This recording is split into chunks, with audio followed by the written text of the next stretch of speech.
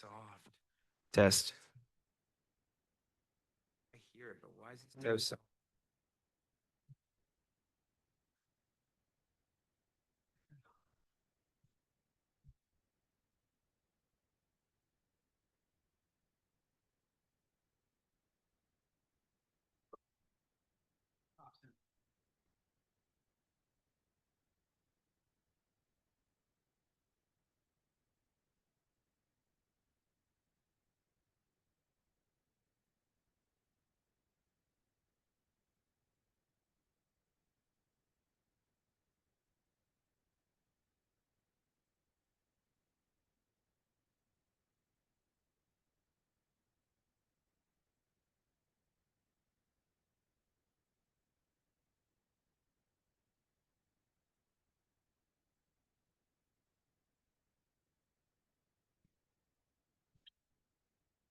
No, I'm gonna have to sort this out later.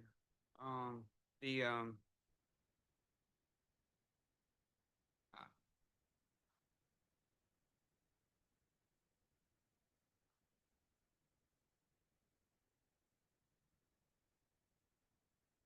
wrong person.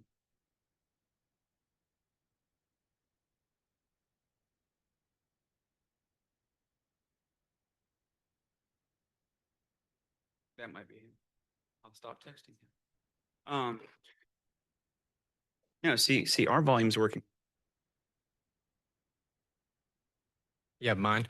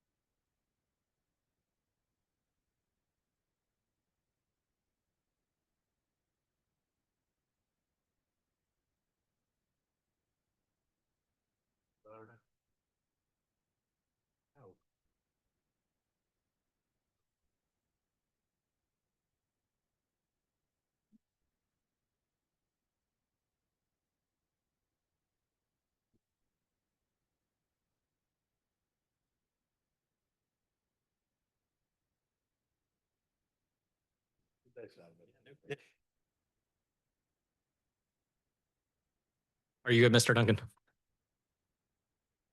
If everybody would bear with us, we were dealing with a little bit of audio difficulty and presence, but the presence is here now, Mr. Matney. Okay, first meeting up is finance and policy. I'm gonna go ahead and call that meeting order. The time is 6:03. We appreciate everyone in attendance for being here for this meeting as well as others. Members present are myself, Michael Reynolds, and Mr. Taft Matney. Miss Carol King is traveling and won't be with us this evening. So it'll just be us flying solo. Taft or duet, whatever. First item I have for finance and policy is going to be public comment. Public comment for this item is going to be for items that are on the finance and policy agenda. If you have any public comment, please step forward, state your name and address. Hearing and seeing none.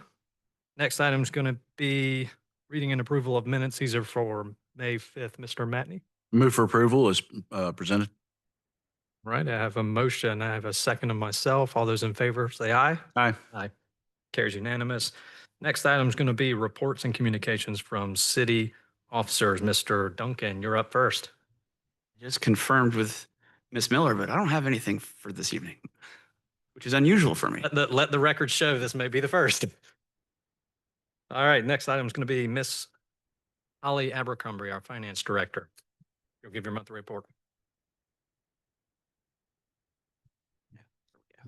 Good evening, committee. I don't have a lot. Just a reminder, we're getting ready to start closing out the year. And then one minor thing that I need to tell you about. Today we got notice that the tipping fees will be going up $5 a ton.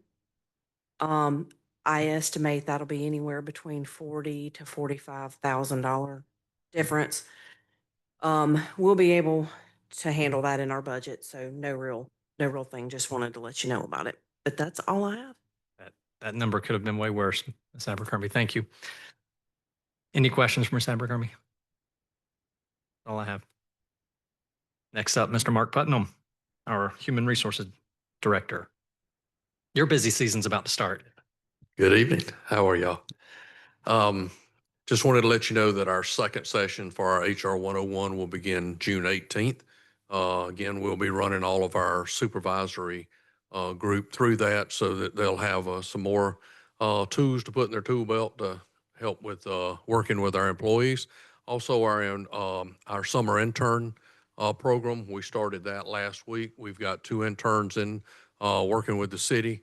One is here at City Hall working on helping with various projects, and then one is at the Mauldin Cultural Center. And we split it down the middle. We had one from USC and one from Clemson. So we made sure we made everybody happy. So any questions? Yes, Mr. Matney. How's the HR 101 going? How's it being received? It's really been very positive. We'll get a lot of good questions as we're going through it. So what we're trying to do is just make sure that they are aware of issues that they may have to perform some sort of action, whether that's talk to an employee or bubble it up to their department head or even up to me. But it's been really, really a lot of fun for me because it's really been engaging. Our supervisors have taken it to heart and asked a lot of questions. Yeah. Good question, Mr. Matney. Thank you. Anything else, Mr.? Good. Thank you, Mr. Putnam. All right, moving on. Next item is unfinished business, which we have none. Our first item for new business is an ordinance establishing a sewer pump station fee. Mr. Duncan, do you want to talk about that a little bit before we have? Yes, sir. So tonight we're looking at a pump station fee. This is something that we've done traditionally for our existing subdivisions with pump stations. As you may recall, we actually had a fee agreement in place with Deer Ridge back in 1998. And we also, make sure I'm getting captured here. We also had set one up for Indigo Point and the retreat as well. And then a few years ago, when parcels that are part of the Pine Forest subdivision were needing to be the sewer moved to that new pump station on at Indigo Point, those parcels receive a sewer pump station fee. This is a way to avoid increasing fees citywide when only certain parcels or certain subdivisions need a subdivision, or subdivision needs a pump station. We do, however, have 3 new subdivisions coming online that are actively selling or building tracts right now, including Adams Glen, Riley Trace, and Ameris. So we've prepared an ordinance that would implement a new pump station fee on the new subdivisions, reaffirm and with a slight increase on the fee on existing subdivisions, and that's Indigo Point, the Retreat, and Pine Forest. And then for several years now, we have had, well, since 1998, we've had a fee agreement with Deer Ridge subdivision, but Deer Ridge, for whatever reason, has not been paying, and I'm not sure when either we stopped assessing or sending them a bill, or they stopped remitting. But we're looking to re-engage that fee as there is an active pump station there, and we maintain it on a daily, weekly basis. So it's a new fee, but it's not a new fee. It's replacing an existing fee that just hasn't been collected for several years. And so before we implement a fee, or as we review our fee annually, one of the things that Mr. Fleeman does is he runs a calculation to find out exactly how much the pump station is going to cost, and we divide that by the number of parcels. The pump stations do vary a little bit in size, and so those prices do range, or those annual maintenance fees range from $16,000 to $20,000 a piece, and then we simply divide it by the number of parcels.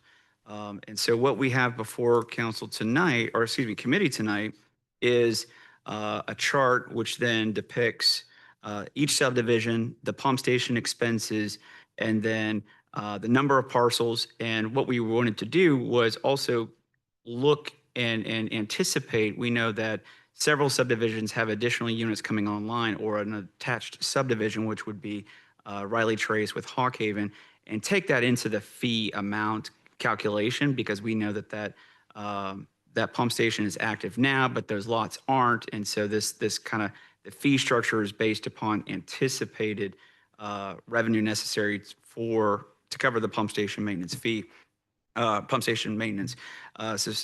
So with that, we are making a recommendation for those fees, as you can see, which vary between $75 and $425, which is about what was previously paid. And there, one exception was with Deer Ridge, because of the small number of lots and the fact that the fee has not been assessed for some time, which would be about $114 per year per lot.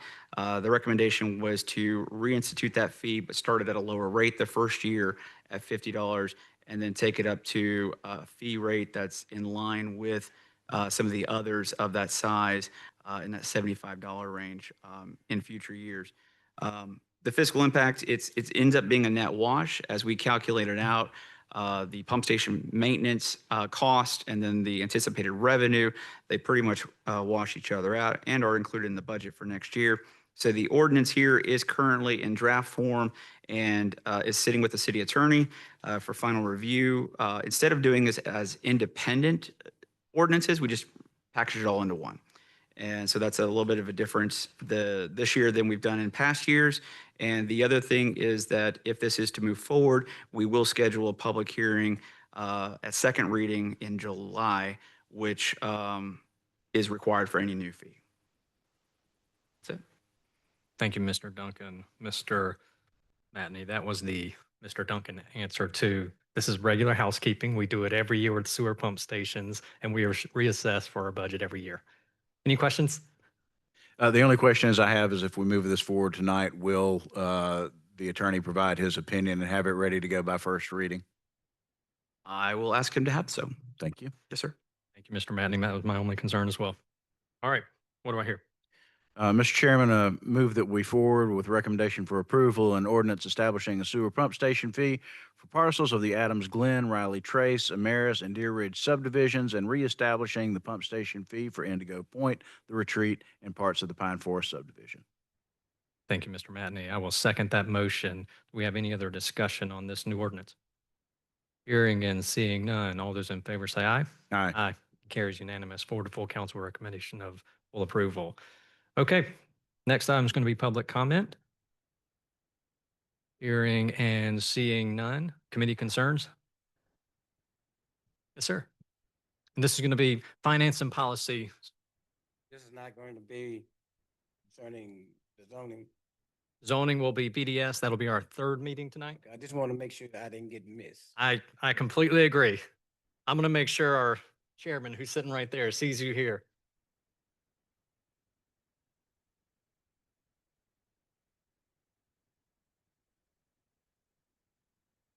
You know what? We're wrapping this meeting up, and there's one more. The public works should be a pretty quick one also. They'll both be very quick. Thank you. What do I hear? So moved. Second, and all those in favor say aye. We stand Aye. adjourned. Next meeting is going to be Public Works. Mr. Kraleen is our chairman, and we'll take that one.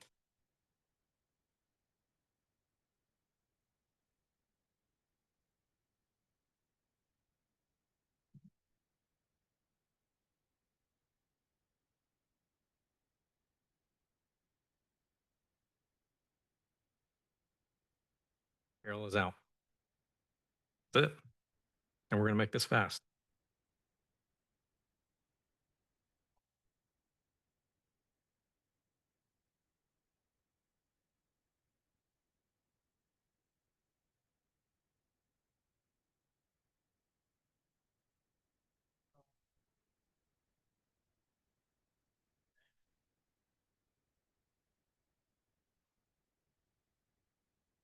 Restate this again. I call to order the Public Works Committee, June 2nd, 2005. It is 6:17 now. And I have with me Mr. Reynolds, and Mrs. King is not here today. She is traveling. And I have the rest of the city staff here as well as Mr. Fleeman. All right, before I begin, I call to order. Let's do public comments. Are any public comments about what we're talking about here today for Public Works? Anything online? All right. All right, what do I hear about the reading and approvals of minutes for Public Works? Mr. Chairman, I make a motion, we approve the minutes as submitted for May 5th, 2025. I second that. Any discussion? All those in favor say aye. Aye. The ayes have it. All righty. Let's go first here, the report from Mr. Fleeman. Thank you, Mr. Chairman. Keep this brief.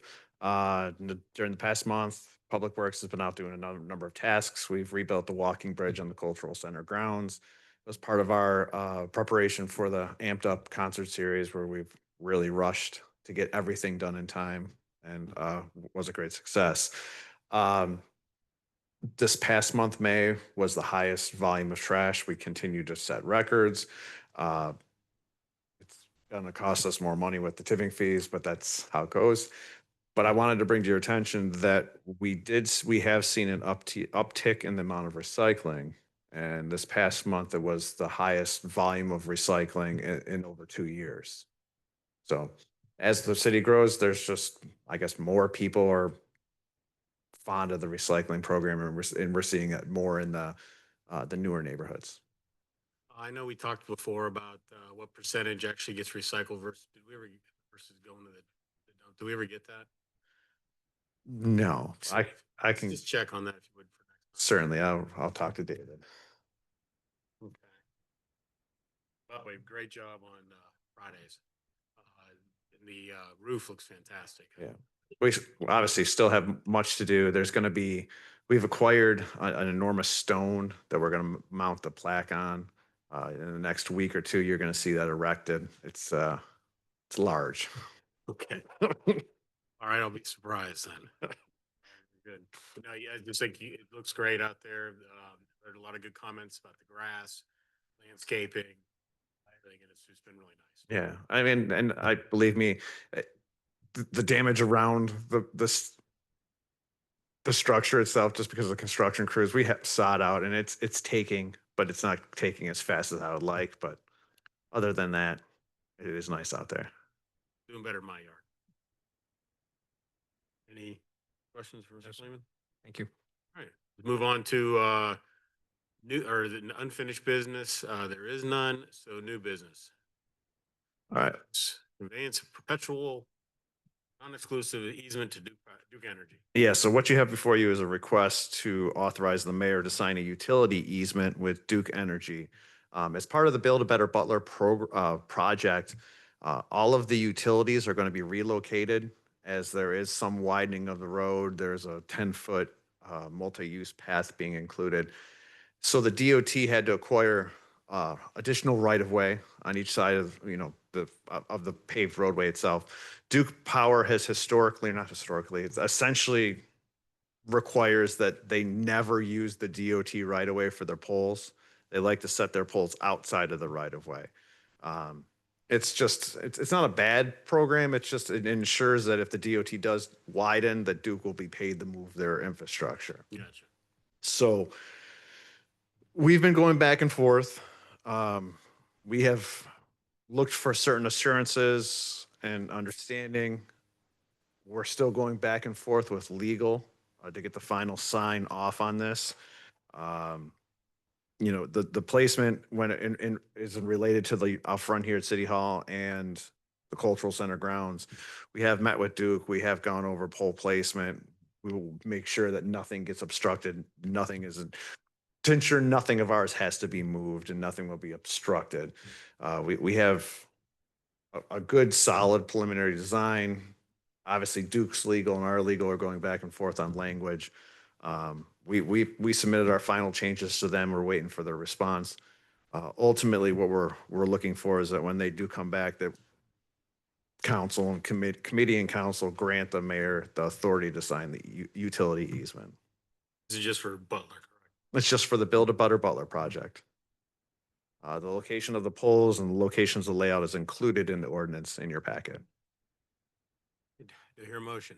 Thank you, Mr. Chairman. Mr. Chairman, I'd make a motion that we forward to full council work a recommendation of approval, an ordinance to authorize the mayor to sign a utility easement with Duke Energy for the Build a Better Butler project.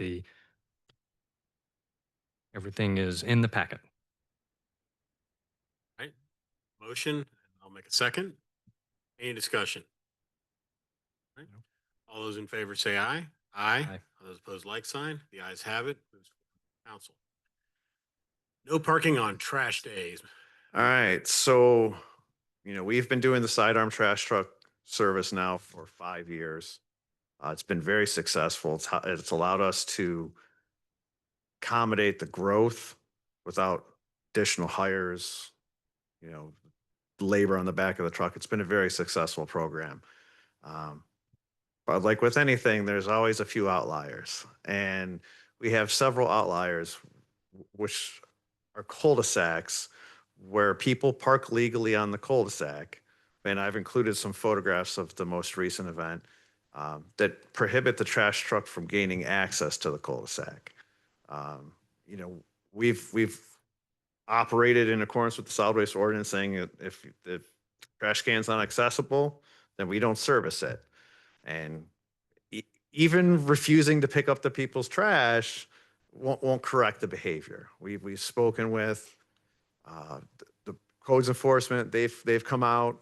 Cars are parked legally. We still just can't get in there to get service. And there's just a few cul-de-sacs in the city where we encounter this.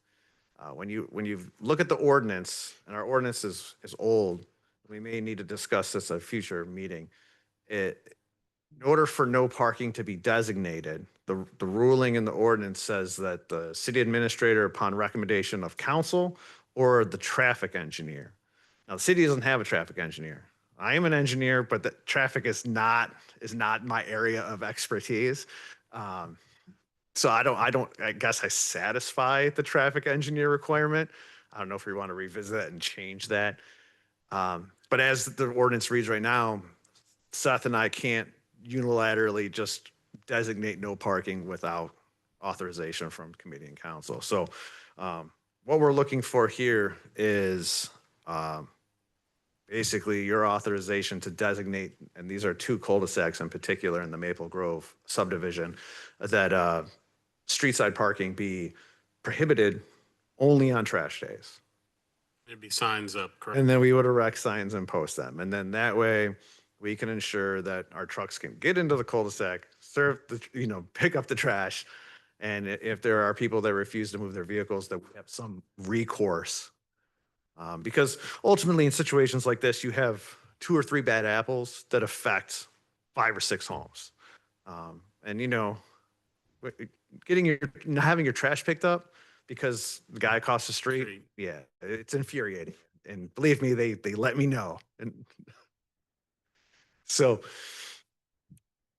basically what I'm asking is for a committee to make a recommendation to council to provide the direction or authorization to the city administrator to designate no parking in these 2 particular cul-de-sacs on trash day. Motion. For discussion, I'll put this out there. I make a motion that we send to full council with recommendation of approval authorization requested to designate the Lynbrook Court and Peconic Court cul-de-sacs as no parking zones on trash day. Motion, I'll make a second. Any discussion? Yes. Yeah, I think this is one I'd just like to get council's full input on. It's just one of those that I tend to agree one bad apple messes it up, but do we then start responding with ordinance after ordinance and then add to the ordinance the next bad apple and stuff like that? So, but certainly forward to full council and let's discuss it up there and go from there. The motion is to send this. Full council with a recommendation of approval. I'll send it that way. Mr. Freeman, I guess just real quick question. Is this the only two roads that are really giving us trouble or are there other cul-de-sacs? These are the only two. Every once in a while, we have issues with some of the townhomes where people park in the hammerheads. But luckily, our ordinances and land development regulations prohibit parking in those. So we actually have some recourse when they're obstructing these turnarounds. Mr. Chairman. Just one other comment real quick. We do intend to work on a broader ordinance that would look at the problem citywide and not have to bring cul-de-sac after cul-de-sac after cul-de-sac before council, the committee and then council. But in discussing how do we solve this particular problem now while we're still queuing that up, because that ordinance would be at least 2 months. And that's a lot of trash pickups that either we can't accomplish. And so this is a quick fix for a specific problem, but we are asking, we'll be asking in the future for a broader set of tools that makes this easier for us to deal with these problems. And I'm good with that in mind, looking at that as a further down the road issue. And, Alright. you know, I hate that you have to deal with it. So, thank you. Right, so then all those in favor of moving this to full council, say aye. Aye. Opposed, like sign. Ayes have it, moves to full council. All right, public comments. Fine. All right, committee concerns. None. Thank you, I have Mr. one thing I just want to bring up, Mr. Fleeman. This is just a positive. Randy, and it's Estridge, right? Randy, Mr. Eskridge, yes, sir. He called me earlier. He wanted to come today just to compliment Public Works on the great job that they did. How we worked through this, even though it took over a year. He said that's the speed of government and he understood it. He was very happy with work you guys did. Very professional. Said you were on it, on top of it. Even you mentioned about the repavement. He said you put the pavement down. He came back in a week or 2 weeks and did it again because knowing it would sink some. Yep. So he wanted to express his gratitude and thanks. Yeah, I mean, it's a great program that committee and council authorized. In the future, we anticipate or hope more people will take interest in it. They certainly have with the storm, it's modeled after a stormwater program and that gets used a lot. So we do what we're supposed to do. Yeah, we did a good job, but it's a great program. And you guys, He also said he cut the maple and the oak down. since he wanted to- yes, and So- we helped him get that all off. And I think I think it's actually over time going to save us more headaches than it'll cost us. Well, and for the residents itself, I mean, you're not going to get a plumber to do that same job for less than 10 grand, and we can come out there and do it for materials at a tenth of the cost. I mean, it's a great program, And it's done right. with the and it's city, done right. That's the which most is what we're important never thing. gonna Yes. get. So no, I agree. I think it's a great program. I just want to say thanks for Mr. Estridge. All right, with that, what I hear an adjournment. Make a motion to adjourn. Second, those in favor say aye. Aye. We are adjourned. Thank you.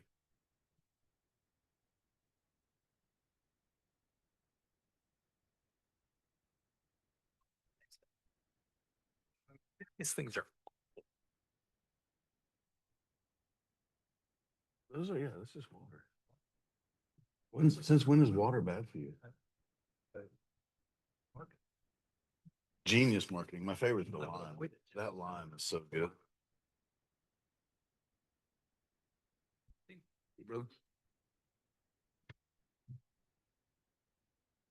Holy crap.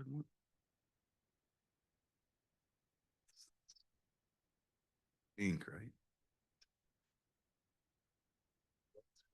I think it's ink. Mr. Duncan, just heads up. I believe this is red ink on my screen, but something splattered over here, just so you. Said I believe I have red ink splattered on my screen. Something just. Hopefully it's the murder was not committed over here because there's little red dots. on the It's like- screen. It's like, it looks like something got, I don't know if it's. I'm hoping it's an ink pen, Just letting you know when you clean it up. Or maybe someone sending me a message. I don't know. not cut. All right. All right, call to order, Business and Development Services Committee, June 2nd, 2025. Let the record show all three members are here, as well as Mr. Duncan, Ms. Miller, and various members of the public. Our first, or that's second order of business is public comment as related to things on the agenda. You'll please remember, we have try to keep it to 3 minutes. Please come up, state your name and your address. And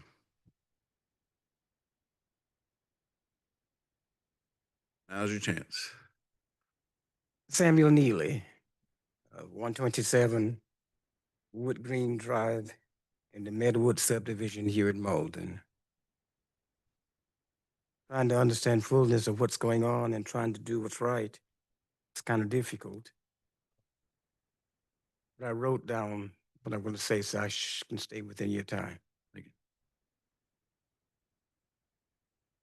I stand this evening as a 49-year resident of the Medwood subdivision. In the Medwood subdivision, really it is considered an African-American neighborhood or historic neighborhood within the city of Mauldin. As I look at what's going on at this particular time in our city concerning Medwood, my heart is pretty heavy. 2 years ago, Mauldin City Councilman Black became the most racist person that I know. And this city, yes, this mayor did nothing about it. It took an election to remove him from the position. And yet, as we look now, I hope it does not take an election to move others who may stop the city from being what it should be. Several years later, racism has raised its ugly head once again in our city. And this time it's forcing our neighborhood, Meadowwood, to do what Meadowwood feels that is not good for our community. In our last meeting, we left here with an understanding that this committee, after hearing from the residents of Meadowwood, the committee needed time to review the information that was presented in the discussion. This week, we learned that the committee not only tabled the motion, but directed the staff to draft a committee to allow the swim center to exist. Once again, Mauldin has turned her attention from our community to a wider community. As we have said before, Meadowwood is being invaded by a business that doesn't fit. The residents have said it over and over and over, but seems like it's hitting deaf ears.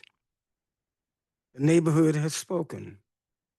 Just because a young couple chose to spend $500,000 on a piece of property before contacting the city to make sure that it met their needs, we are asking as residents of Meadowwood to suffer because of that error. When we met at the church several weeks ago, I was called away from the group by the husband of the couple. He asked me, what would it take? What can I do for you to get this group to change their minds? And I said to him, not knowing his name, just knowing his face, I just can't be bought because this is our neighborhood, not mine. We had a room full of residents from Meadowwood during the last meeting, and you chose to listen, and yet I don't know if we really listen. This is not our first protest. We had to fight to get this land that you're dealing with now, for us not to have a convenience store there, 7-Eleven or those type stores. And yet we are now fighting again, trying to make sure that our community, that we've been there long enough to raise not only our children, even our grandchildren, be not used in a way that's not pleasing because it's a difficult task for us to accept. This committee report does nothing to clear up the water problem that's in our area. The water problem has been there for years, and now because it has not been cleared up, we now have an opportunity, it looks like, to increase that water problem to a much larger problem. It is because we don't understand why we have to accept a business in our community that does not fit. It's more than money because we, with 50 houses or 50 families, have been able to pay whatever needs and taxes to help, would be much more than what this particular business will even probably bring in. Is it that there's hate somewhere in this community that seems to bring in an outsider to aid those who do not live here, but those who are living here, we are left out? Our subdivision was considered a rural subdivision when it was opened. We were kind of in the city, yet we were out of the city, and there was not much around it. We were here when there were no red lights. We were here when there were only one supermarket. We were here when there were no sidewalks, and we are still here and plan to stay here. But we don't want the city to bring in a business that would hurt us instead of help us. And I know a little bit about the zoning and changing this and changing that. But the biggest problem that we have is that the traffic, the water runoff, and the things that are going to be detrimental in the long run for us. We are asking that you look at our community, listen to our cries, so we can better show you the problems. The water runoff now is bad. We have spoken to you individually with the mayor, and all we get is that we cannot do anything. It's not our concern at this particular time. And that has been going on for a number of years. But when the rain comes, our grass cannot be seen in many areas. When the rain comes, the problem is it seeps all into our garages, into our personal spaces, and it stays there for a while. It creates problems. And now we're going to put a business in the area that's going to also help bring that problem to fruition. And we don't need any more of that. We also want to make note, 50 years, the city has turned their backs on the problem that's existing. And now we feel that the things that you said you were going to do have not been done. You promised us to pave the streets. The streets are not paved. We're like a wild jungle sometimes when it's hot and muggy outside. As I close, we want you to understand that we are here as citizens of this community. We pray that this community would listen to us and hear that we are not trying to be the bad child around the corner. We're trying to take care of what's ours and to bring in an outsider who does not quite understand. It hurts because it's going to do what we feel should not be done. Already you maintain a pond, and that pond has caused us to have snakes and other little crawling animals, and even now we have a coyote out there the other day. We have other things that are there, all trying to live off the water that's there. And now we got a computer, you getting ready to put in another business. It is going to be a problem for us. And we don't know exactly what to do, but to make known to you that it's not for us. The business is not for us. And if you change the zoning, it creates even more. And if you would just listen and hear our voices, you can understand that we are not pleased with the direction of the city that we call Mauldin. Thank you, sir.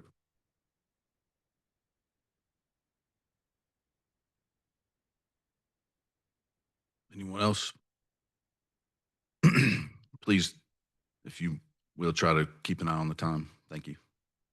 James Kennedy, 123 Meadowwood Drive, Mauldin. I am resident of Meadowwood, and I have lived there for almost 50 years, and I have served on this council for 12 years, and I have seen things demolished, I've seen things lifted up, and I was part of it, and part of building this city, and part of the founders of this recreational center. And I have been very downhearted with things that's happening now. And the things that's happening is things that are pushed on us in our community that shouldn't be.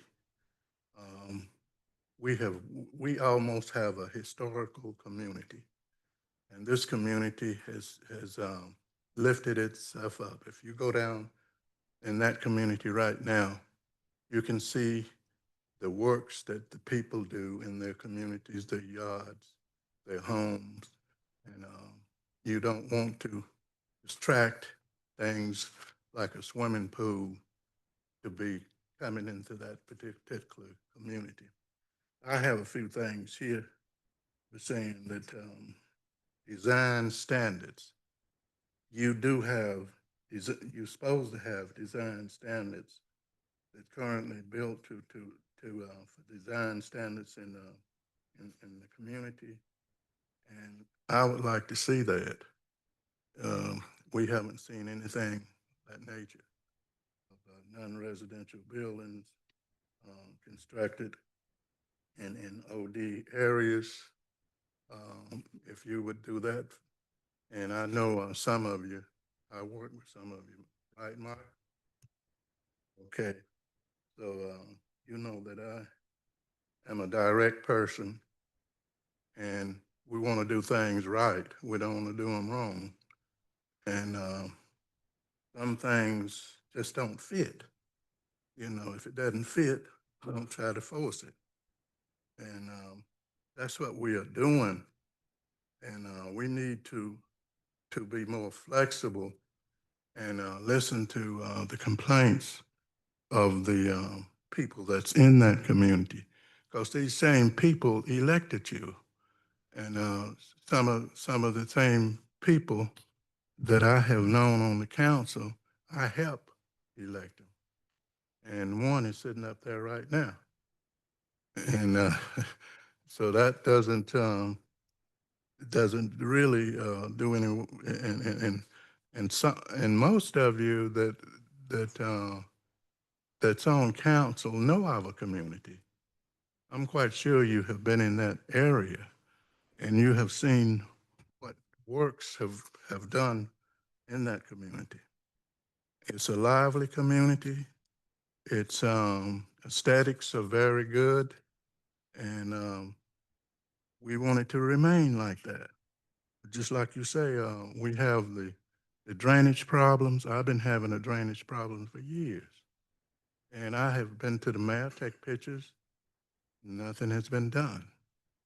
And we know where the water is coming from. It's coming from the next street. It's a city, it's a city thing, a city problem, not a community problem. And you got water that's on the other side of the road. That's a city problem. It's draining off the road, off the highway. And to put retention ponds is not the feasible answer. You need to look at not even having that in the community. And I looked at another thing here about, you said that a wall of opaque fence. What would a opaque fence in a community like that look like? It's 6 feet tall. You can't see in or out of that fence. And I don't think that would be the logical thing to do, to put a fence. But I see if you amend this, you can do that. But I don't think you should you should even contemplate doing that because it's not the right thing to do. And also, the biggest thing is your drainage. You don't have a plan, because when I was on council, you didn't have a plan for stormwater and drainage system. In all these years that the council has been here, you still don't have a plan. You called FEMA in, but FEMA was just in observance. They didn't do any action about doing anything, and I don't think the city even cared. Things like that, you should be more aware of and do the things that you're supposed to elected for. I have asked people when they were elected what they was running on, and they said I was running on. I told them about the storm water that runs off the highways, but nobody has done anything about it. They stood there and talked about it, but no action. So, gentlemen, make sure that you look at everything that has been said today, because it means a lot to us as a community. It doesn't mean anything else to anybody else, but it means a lot to us. So please make sure that you look at each detail. Stormwater, traffic, just like I said before, you have one way in and one way out. And if you get people up there, they're gonna come around in the community and they're gonna make trouble. People are gonna throw out trash, people are gonna turn around, people are gonna speed, and all those things, the variables gonna be in our community. And we just can't have that. I mean, look at it and critique it, and make sure that you just don't talk about it, but do something about it. Thank you.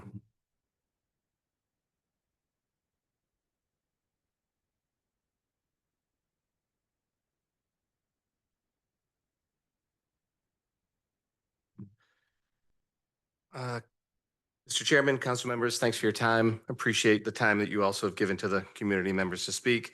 I appreciate the acknowledgement in the prior meetings that this property was not best suited for C2. Certainly appreciate that.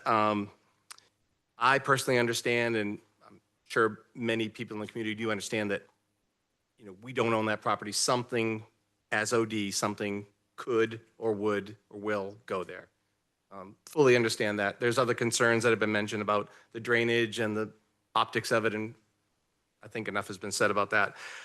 I just wanted to reiterate, multiple meetings have gone by where it's been mentioned and the city has taken the line of reasoning that this particular business would, in and of itself, as it is described, would not be really incompatible with OD as it is described. And I've even stood here and said that a couple meetings in a row, that I understand the way they've described it with the one-on-one instruction with how many lanes of swimming. Yes, with the traffic counts that Mr. Durhog showed, that it could be compatible. However, with the amendment that is shown, has been put together, I feel like we've gone well past that and brought in other things that, again, maybe they're almost as bad as C2 to us, impactful, or maybe halfway, or whatever that amount is. But, I'm not sure the way it's worded, if the technical and trade schools or the outpatient, there was some wording about they can't have it if it has an entrance onto Meadowood or our neighborhood. So if it is, then that would be terrible, and they certainly could operate at off hours or have much more traffic. The indoor recreation amendment that was added for this particular business, in my opinion, goes well above and beyond what was described as this business, with a very limited kind of in and out traffic flow per hour. So that's really one of the biggest concerns, in addition to the ongoing things we mentioned. The fence requirement Mr. Kennedy had mentioned. I think the biggest thing is I want to argue is that we feel strongly, I feel strongly, that there could have been an opportunity to put the entrance up on New Neely Ferry and had the therapy businesses expand and make their entrance compliant really with DOT. The church's driveway is right next to the therapy entrance. I don't know how that was ever allowed. And the therapy entrance certainly doesn't meet code, nor do any of the other entrances and driveways across from that. So I don't understand why that couldn't be made up to code and shared for whatever business is allowed there. Fighting a battle with DOT would like to go well, but probably isn't going to end well. I don't know, it's unknown. But so if the reality is that an entrance is on Meadowood, then please leave OD as it is and don't expand it to make it more impactful to our neighborhood. We're a pretty unique neighborhood. I tried to look on the map quickly to look at C2 and OD other areas. And the history of our neighborhood, how old it is, and the fact that there's a couple houses that directly face that property, there's really not a lot of examples like that, where if you add another business that enters onto Meadowood, it's extremely impactful to us. So I think it's okay to leave it as is. I don't think we should contort and bend over backwards, certainly not accusing you guys of doing that. I don't think that we should go above and beyond trying to find a way to make it fit. If it doesn't fit, it's okay to just say things should stay the way they are. And the health services ones can be grandfathered the way that they were too if they exist in a district that previously was C1. Thank you.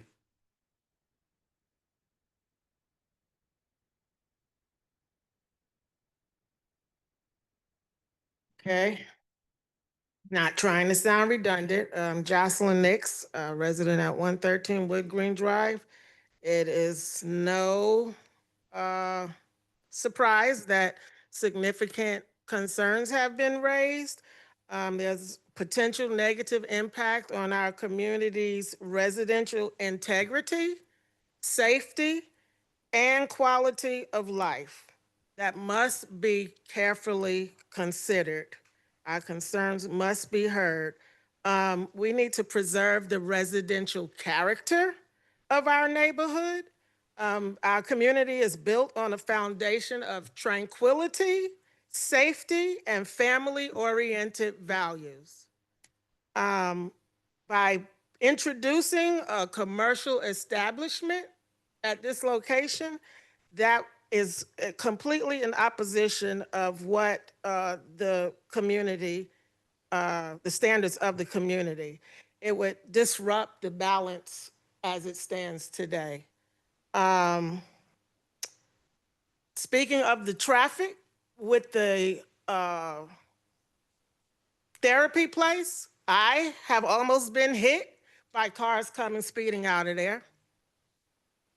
So if additional cars come, then that would be a major problem. This retention pond, we have a family of deers now suddenly in our neighborhood.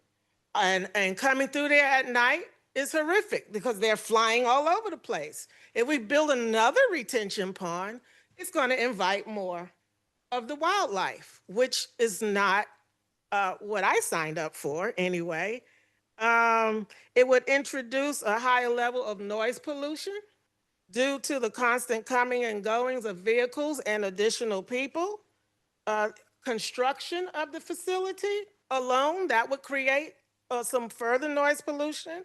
Now, in prior meetings, it was mentioned something about an underground retention pond that they were asked to explore and present back. We've heard nothing further on that because they said, quite frankly, that costs too much.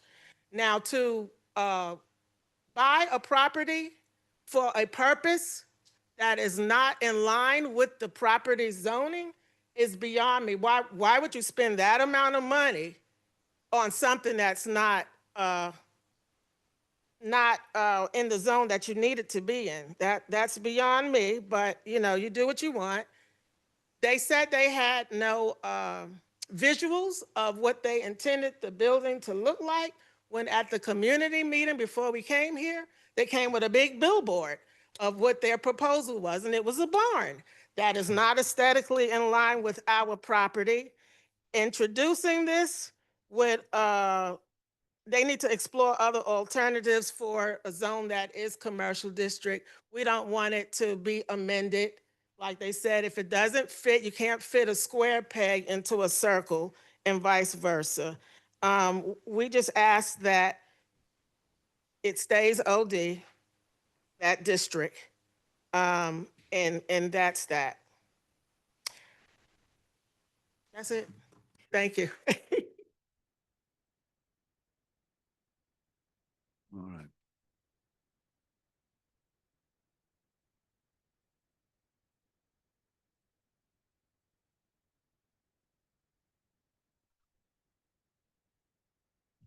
Good evening. I'm Pearlie Harris at 117 Meadowwood Drive, and I think I've lived in Meadowwood longer than anybody has.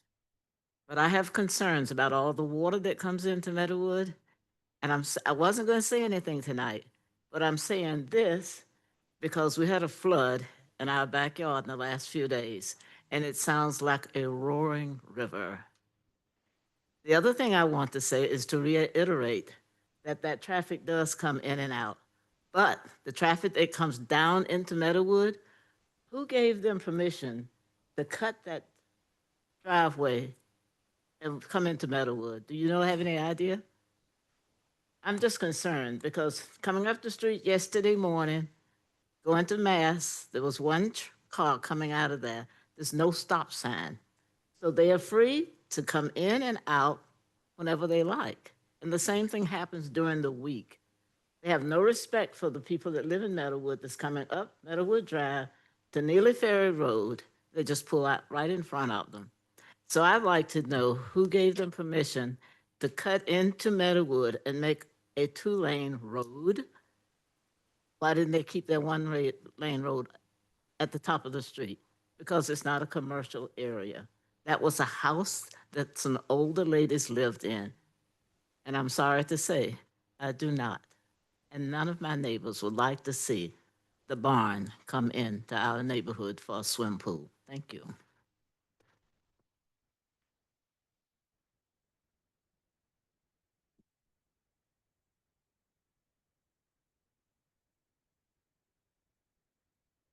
Good afternoon. My name is Ruby Coleman. I live at 126 Wood Green Drive.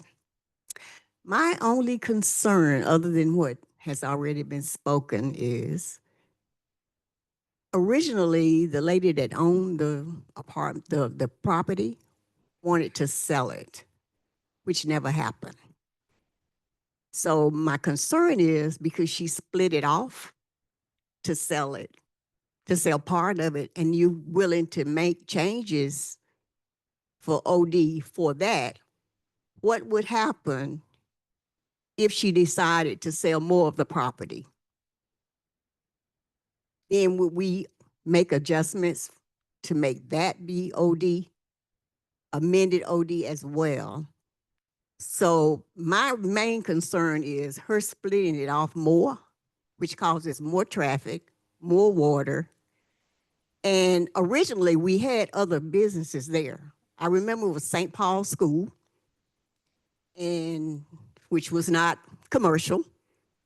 But I came home one day when I had dogs, and one of the children was in my yard playing with my dog, which was a major concern for me. But since the school left, I left it alone.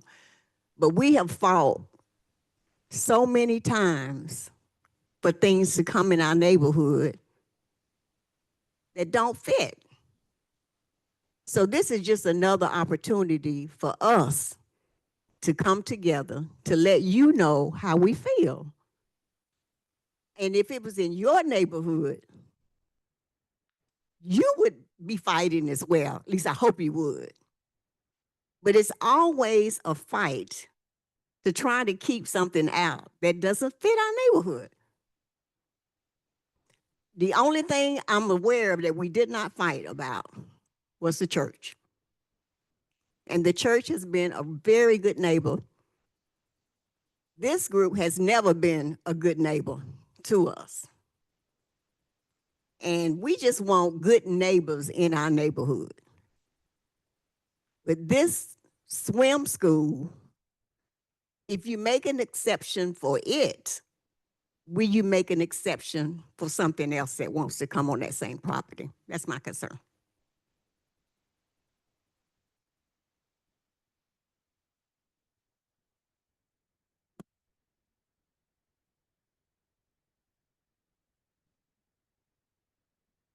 My name is Keisha Childs, 110 Longfield Street.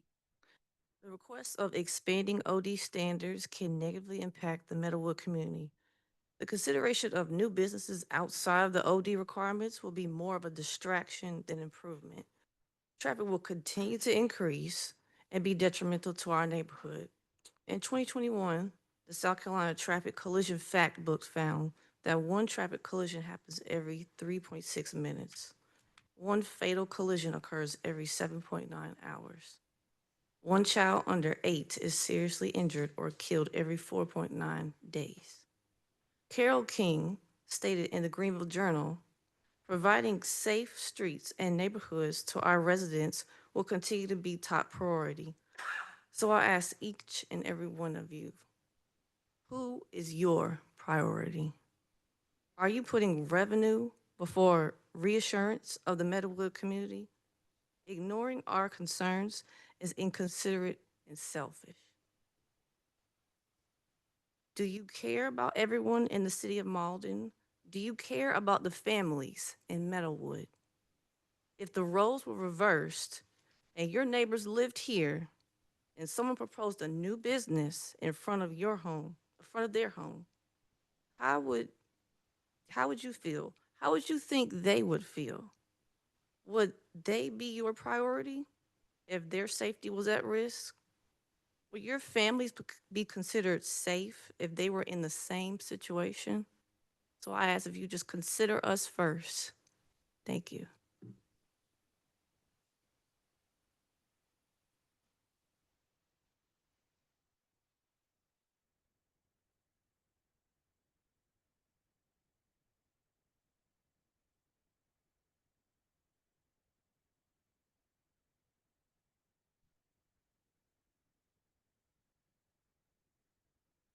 Good afternoon. My name is Denise Clark, 108 Wood Green Drive. Ooh, First, giving honor to God for allowing me to be here and to speak on behalf of this community. I pray that the words of my mouth and the meditation of my heart be acceptable in thy sight, because I am very overwhelmed at the moment. And I wrote things down, and please forgive me if it's redundant or repetitive of what's already been said, because I had it written down already. But as a member of the Mauldin Meadowwood community, we have been letting you all know that this proposal to the rezoning is opposed by us, as well as this proposal to the amendment.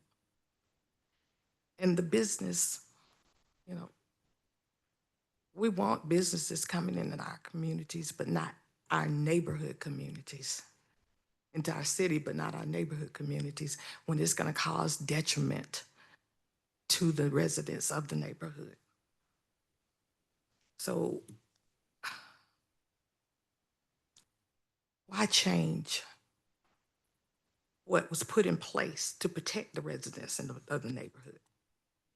That's what the OD district was put in place for, right? Why change it? People are changing it, maybe changing it to have gain, selfish gain. And like my sister said, I am in agreement for revenue. Please, no changes to our office district amendment, because it will cause more problems with the storm drain problems. Mr. Mark Steinbeck was seen, I saw on the website where he had said in reference to stormwater, it's a big buzzword in Mauldin for sure. And some of that is, the sins of the past. And we certainly want to do what we can to fix it. But also part of that is that there wasn't a lot of forward thinking at that time about, what happened if you build another development here, you do that or do this, and how those things compound on one another. Let's be more cognitive and more proactive now, and not have to be reactive. We have spoken several times why is this that the city of Mauldin is even entertaining this? the school does not have a permit. Need to stick to my, if they don't have a permit yet or an application in. And so we're putting the cart before the horse. So I know that David Direhog has been confirmed with one of our, and Matt as well, Taft, I mean, with one of our residents, but nothing has been done to address our concerns. So I am in agreement with everything they have said. These are people who have worked in and out of the community. Well, basically worked in the city of Mauldin. You have teachers, you have reverends, and they've contributed, as Reverend said, with our taxes. And our neighborhood of people would contribute a whole lot more than the business. So I'm in agreement with whatever they said. The stormwater issues have been over 50 years. Nothing has been done. Even our mayor knows about the position, that it had been done for over 50 years. And why add to it? Why add to it? I want to say too, I pray that we make informed decisions on this committee. The Public Hearing Committee made an informed decision 5-1 to cut down the rezoning. They made that informed decision for a reason. So I am asking you all to also be people who are sincerely looking at both aspects of the situation in an unbiased manner and make decisions based on all the facts and all the aspects of the proposals and the concerns of the people and how it will affect them and the consequences and repercussions that this decision will make for us, because informed decisions should be for the betterment and greater good of all. Also, think about it. You'll be able to make an informed decision if you have the information about the building, which you don't have yet, correct? So it wouldn't be an informed decision if you voted to amend something and you don't even know if DHEC is going to approve it. DHEC does not have a permit yet. Nothing in Greenville has permit. There's not even an application and permit with Mr. Woods yet. So I say I'm in agreement with everything that has been spoken, and the opposition to the amendment of the office district. And I believe everyone that is sitting over here is also, and I'd like to have everyone stand that is in opposition of the amendment to the office district.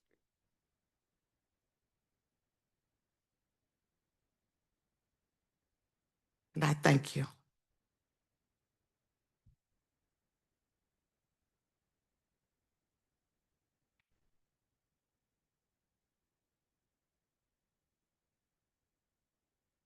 Hello, my name is Yolanda Shell. I live at 103 Meadowwood Drive. I live directly across from where they're wanting to put the retention pond. And my second drive, it's directly across from the one that the speech therapy place uses as well. But off of Neely Ferry Road, you have people that are cycling now. Um, Traffic is horrible on Neely Ferry Road. Even up the street, there are accidents. Popeyes, Burger King, places like that. Um, One of my fears is when you turn off of Neely Ferry, as soon as you turn, we have a driveway. We have one driveway. You really don't have time to stop because you can have an accident like right in our neighborhood, and where they're talking about putting the entrance, you're going to hit people because Neely Ferry, the road starts curving around. You don't have time to really just stop. You have people cycling. Um, the retention pond, the driveways connecting. And it's not just my house. I have two people on opposite sides of me. It's nothing wrong with want to have a business. The young lady that's wanting to propose, that's wanting to put her business there, she said she only wants to have her business for certain hours. Nobody starts a business with the intention of being limited as far as how you'd want your revenue and things like that. When the owner of the speech therapy place was here at one of the meetings, she mentioned how that type of school it's not common to have that is needed in the area. Well, she has people that she feels that could benefit, which would not be bad. But what's going to happen when people are asking her to host a birthday party, swim meets, and different things like that? Our front porches are extremely close to where they're wanting this. So you almost have to make a choice to sit on your front porch or find a way to sit in the back. Sit in the back of your house from where we are. I'm not elderly yet, but I'm getting close. But I have health issues. I would not want to live directly in front of a retention pond. And I don't want to be scared to come outside at night and have to worry about different things coming. And also it's not just my neighborhood that I'm concerned about as far as Neely Ferry. I don't want to see anybody's high school kid or people with their children getting into car accidents because that road it's bad.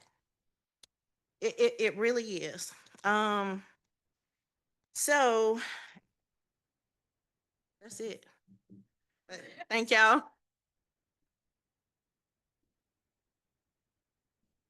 Anyone else?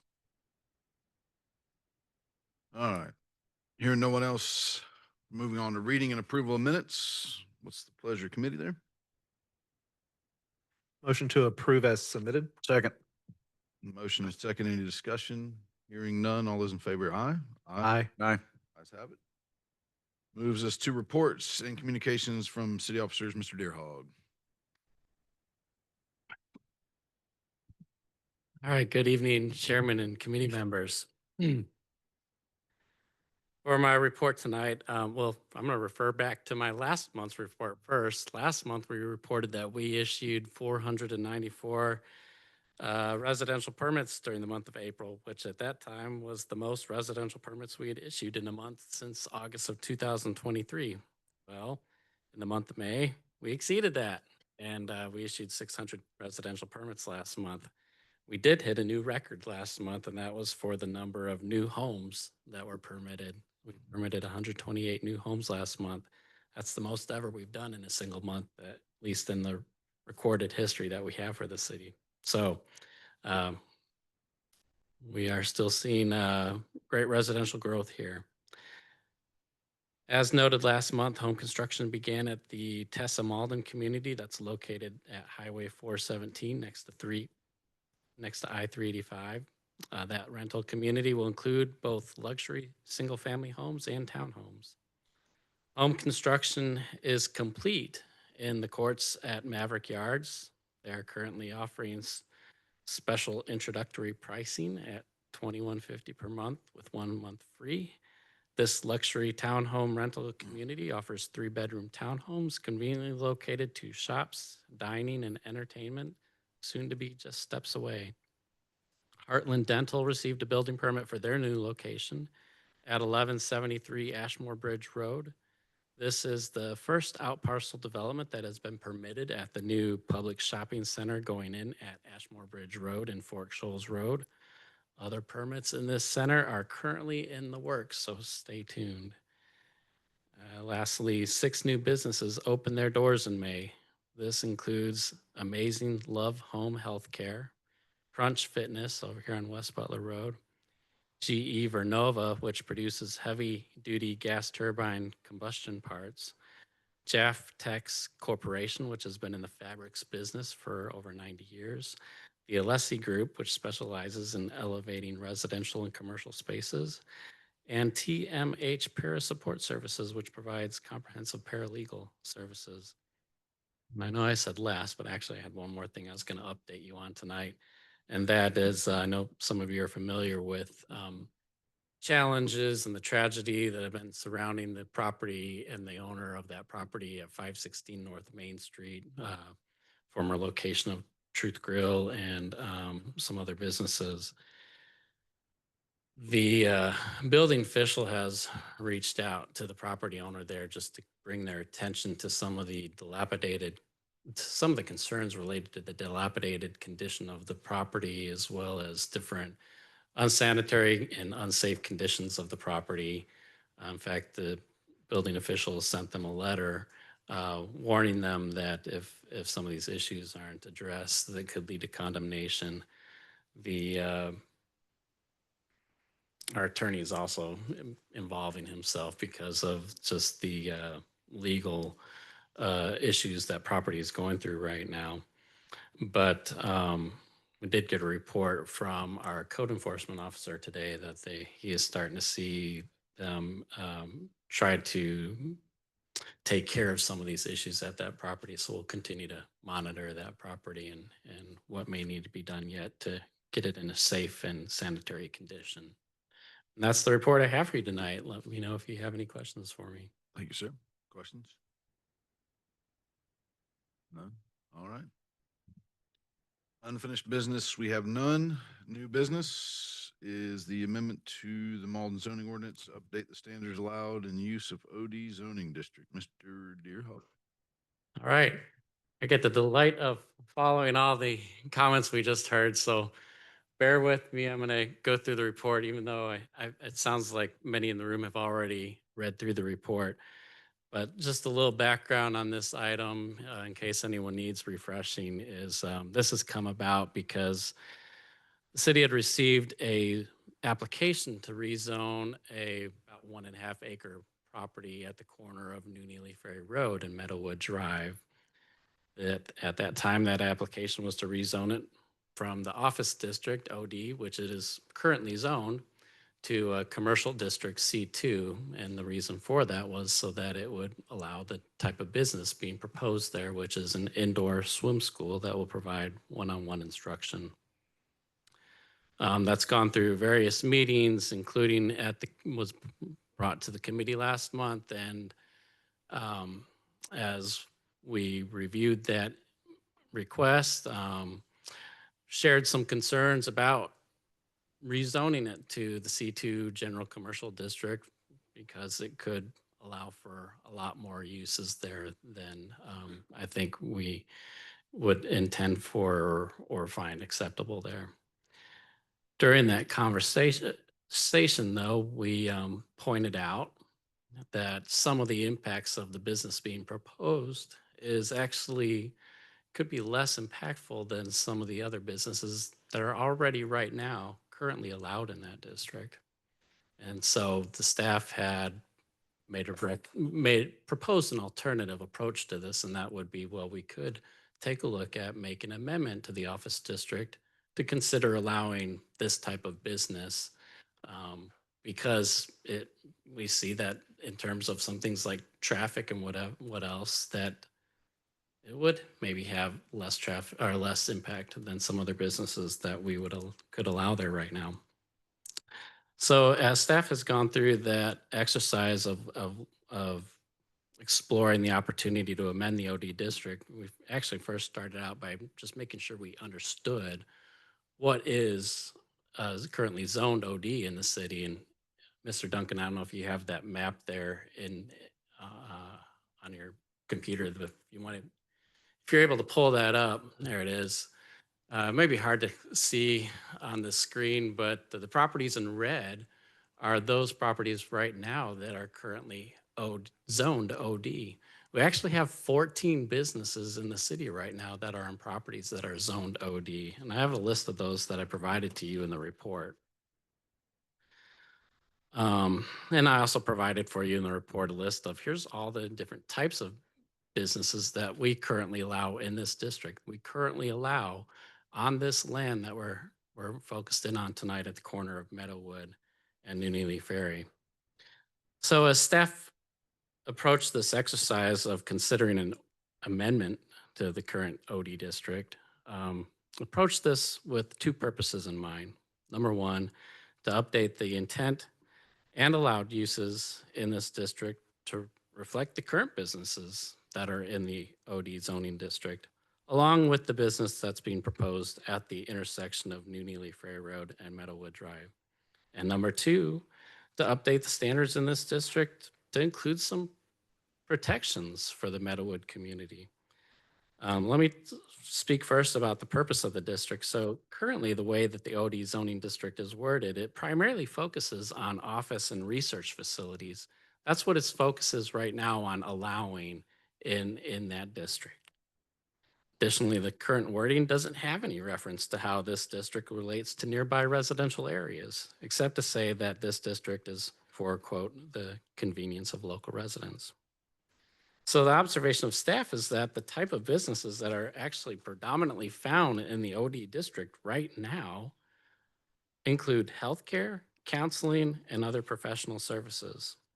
So to reflect the types of businesses that are currently located in the OD district, the draft ordinance that you have before you tonight updates the stated purpose of this district. It states it as follows. The office district, OD, is established to promote and accommodate professional services to the public, which typically do not materially detract from nearby residential areas. This district is characterized primarily by office and/or institutional establishments, as well as related services. This district is intended to provide a transition between more intensive commercial areas and residential areas. Not only, and that's the end of that statement.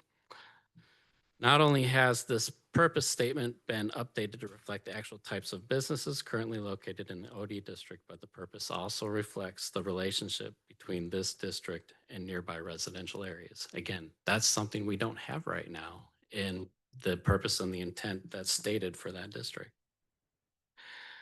As I just mentioned, the types of businesses predominantly found in the OD district include healthcare, counseling, and other professional services.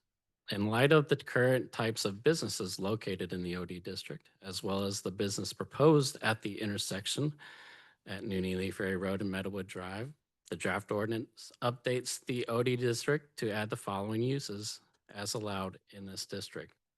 1, outpatient healthcare services. Number 2, technical or trade schools. Number 3, indoor recreational instruction. Let me touch on each of these briefly. In regards to outpatient healthcare services, it appears that at some point in time, the OD zoning district previously allowed healthcare services. I mean, that's what we actually see in most of our OD properties. It's not clear when this changed, but healthcare services are not among those that are currently allowed in the OD district. Outpatient healthcare services have been added back in this draft ordinance with some conditions. Primarily, the condition is that they do not locate their driveway on a residential neighborhood street across from any homes, like Meadowwood Drive. Now, I want to pause here to say that as staff worked on this ordinance, it did so trying to look at all of the OD properties and keeping all of the OD properties in the city in mind, and to be careful not to add a standard or a restriction in one place that might unintentionally affect a property in another place where it's not needed. And so you're going to see in some of these different standards and conditions that are in this ordinance, very specific wording that's primarily going to apply to this location on Meadowwood Drive and not apply to other OD properties. Because when we look at that map of where all the OD districts are, for the most part, they are not located on neighborhood residential streets where there are homes right across the street from that property. And so you'll see that intentional wording here in this ordinance in different places. And that's really trying to call out this location at Meadowwood Drive to say that we're adding this standard there, or we're protecting from this use there. So in this case, that condition has been added in so that a healthcare service could not locate on this property and put a driveway on Meadowwood Drive. The second use in here was technical or trade schools. This type of use includes establishments that offer vocational and technical training among a variety of technical subjects and trades. This type of training usually leads to job-specific certification. You might think of something like beauty school. This type of use has been added as conditionally allowed in this district because it appears to fit with the other types of uses allowed in the OD district. However, out of protection for the Meadowood community, this type of use would not be allowed on properties adjacent to a residential neighborhood street across from any homes. In this, well, specifically what it's stating is we won't allow this there on Meadowood Drive. The last type of use is indoor recreational instruction. This type of use would include establishments that primarily offer indoor instruction and recreational and athletic activities such as swimming, dance, martial arts, and gymnastics. This would allow the swim school that has been proposed at the intersection of New Neely Ferry Road and Meadowood Drive. Now let me finish off by talking about how the standards were updated in this proposed ordinance. We've heard in public meetings, including tonight, some concerns about just really that relate to any prospective development of the site at the intersection of New Neely Ferry Road and Meadowood Drive. There's been more concerns listed than what I've probably included in this report, but we've heard concerns about the location of the driveway, the location of the stormwater management pond, the look of the building, among other things. And again, these concerns seem to relate to just any future development of this site, not just for this proposed swim school, but for any business. So the draft ordinance has taken the approach of updating the general standards for development in the OD district in a manner that would add some protections for the Meadowood community. The additional standards in the ordinance include the following. First, one about maximum size.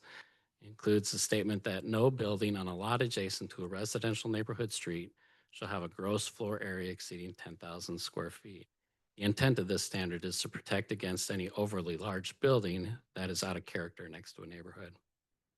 The second is about additional screening, and it requires a wall or opaque fence 6 feet high with some landscaping, a landscape buffer in front of it, where it's along a residential neighborhood street. The intent of this standard is to screen any stormwater management ponds as well as to soften the appearance of any non-residential building next to a neighborhood. And then the last standard that was updated in this has to do with driveway location. It states that on corner lots that have frontage on a residential neighborhood street, that driveway access to the off-street parking is prohibited from the residential neighborhood street where an alternative location for the driveway access is permissible. As was stated earlier this evening, still have to work out the driveway access with DOT for them to allow driveway access at this property we've been talking about tonight on New Neely Ferry Road as opposed to Meadowood Drive. Those conversations have not yet concluded on that, and so there's still some work to be done. But the intent of this standard is to direct non-residential traffic away from residential streets. This draft ordinance also includes an update to the OD zoning district drainage standards to reflect our current practices. We've heard a lot of concerns tonight about stormwater and drainage, and I understand that you have communities that were built more than 20 or 30 years ago that were built largely when there was little to no stormwater regulation.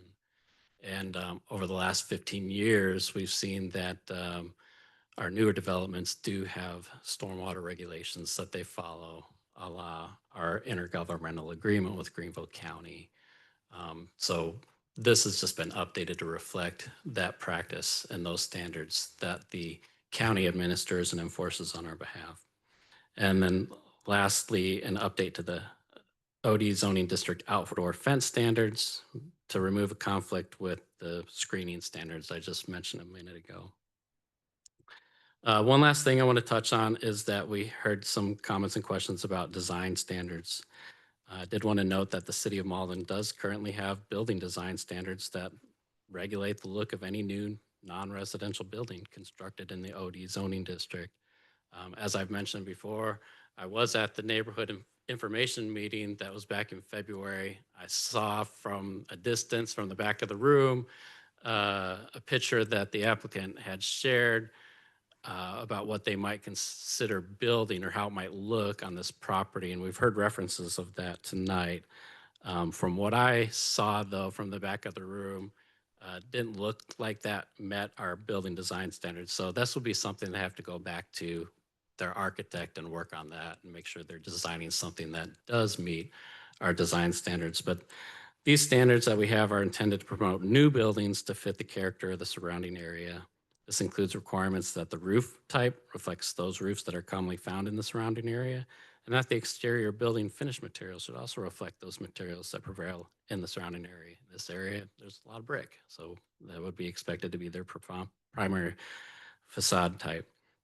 The city's building design standards also include other standards for roof design, facade design, building fenestration, and building finish materials. But that's the report that I have for you on the proposed ordinance that's being presented to you tonight. Certainly am glad to answer any questions that you may have about this.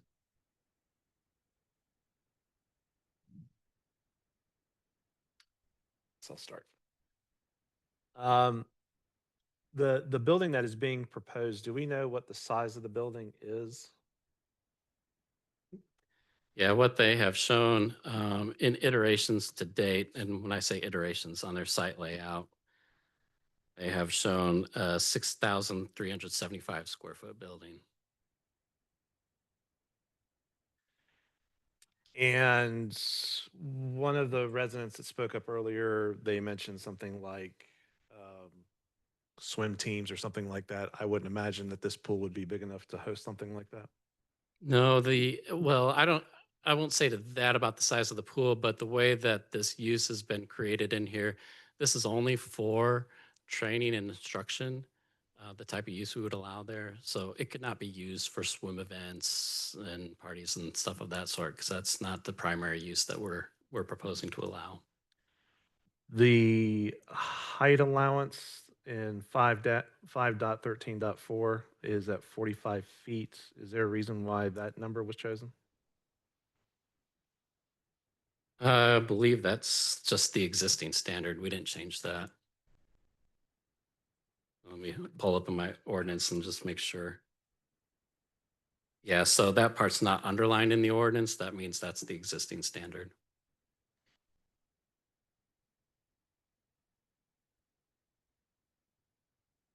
And so what you're ultimately proposing, while at the end we're changing the ordinance, the rules, right? As opposed to separating for a specific project. You're in fact actually proposing that we change the rules of what OD is. Yes, because again, it goes back to, we approach this exercise as looking at the OD district in its entirety, trying to be careful not to do something that may be well intended in one area, but might negatively affect another area. So that's the reason for a little bit more of a involved approach to this, and some additional things that have been added into this is because we're, again, looking at the district as a whole. And at our last meeting, there was talked about the stormwater, and I think Matthew was going to look into that. Matthew, did you find out anything at this point, or is it still too early to tell? Sorry, I caught you off guard. You're looking at your phone. Well, if there was any new findings from the last meeting, because it was just asked or brought up that there was talk about the runoff problem, but it wasn't really part of the stormwater plans that we had been talking about before. So I didn't know if you had discovered anything more or done any additional research there. Yeah, that's fine. It is an older neighborhood. There's, I think, 6 catch basins in the entire neighborhood. Most of it diverts either side of it. The bulk of the stormwater, aside from the heavier flow rainstorms that we're getting, really is the DOT diverts their stormwater on Neely Ferry, and then it goes ultimately to the catch basin at the church. That's the headwaters of the stream that runs to the backyard. So it's a compound issue of both the stormwater of the church and DOT. And while you're there, would you mind just kind of filling us in when a new neighborhood is developed? What is that like compared to us who live in older neighborhoods and what we deal with? Oh, I mean, obviously in the newer neighborhoods, everything's designed with a curb and gutter design. All the stormwater is brought to the street and into the stormwater system. We design the stormwater, the size of the pipes to capture a 24-hour, 25-year storm, which equates to a number of inches per hour. All of that rainwater is then diverted to a pond itself, pond structure that's going to retain that flow. To just basically alleviate the surface waters so you don't get this enormous flush through of all of the storm water. It allows waters to leave the pond over time at a much metered rate, controlled rate. Thank you. No problem. All right, David, back to you. Thank you, Matthew. There was one of the gentlemen that spoke earlier mentioned something about a 7-Eleven. Was that a property? Was that looked at on this property, or is it just a property somewhere else? Yeah, Was it a particular property? So I'll address that if I can, even though they may probably do know better than me. But I looked at what I could find about the history of zoning and zoning applications around this area. I saw that this property actually was rezoned to the OD district back in the early to mid 70s. I did find a little later after that there was some sort of an application. It was hard to decipher in the materials in our files exactly which property it was on, but it looked like it was on the other side of the street between 276 and New Neely Ferry Road. Does that sound right? No, I'm sorry. I messed that up.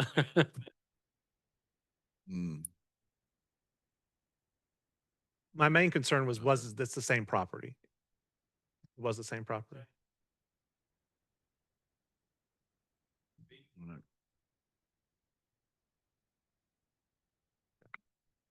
All right.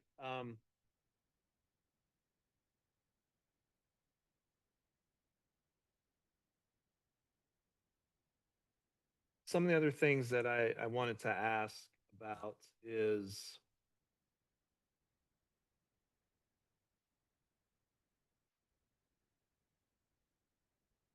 there was comments that were made at the last meeting, comments made at tonight's meeting about restricted operating hours, but that's technically not in the ordinance, correct? No, we don't have anything like that right now.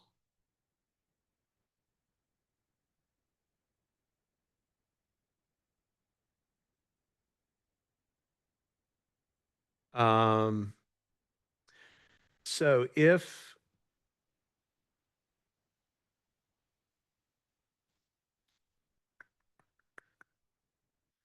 we talk about the driveway location, which was on page 10,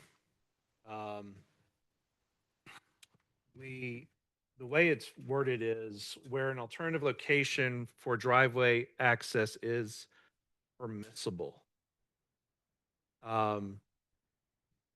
Am I to understand that if someone was brand new who would read this, would that prompt them to start looking at SCDOT if it was an SCDOT road or any other entity to start trying to figure out what can and cannot be done? Or would that really have no bearing? They would still file and then they would determine whether or not it was accessible. And it's ultimately SCDOT who's making that call. Probably mostly the latter. So what we're saying in this is that where you're on a corner lot next to a neighborhood residential street, we really don't want you to put your driveway there. And if there's any ability at all to put it somewhere else than on that neighborhood residential street, then that's what we're encouraging you to do. Now, we realize that in a location like this, we don't control that. In this particular location, SCDOT controls that. So that's still something that would need to be talked through and worked out with them to allow, in this particular case, a driveway on New Neely Ferry Road, as opposed to putting one on Meadowood Drive.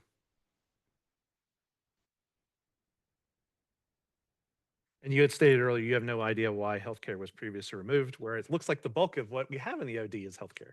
I couldn't figure that one out. I not only looked at our current ordinance, but I looked at the most immediate version or recent version of the ordinance and saw that it wasn't allowed in there too. So at some point before that, it must have been allowed, but at some point that changed. I don't know why, but that is the bulk of the types of businesses that we have in the OD district right now.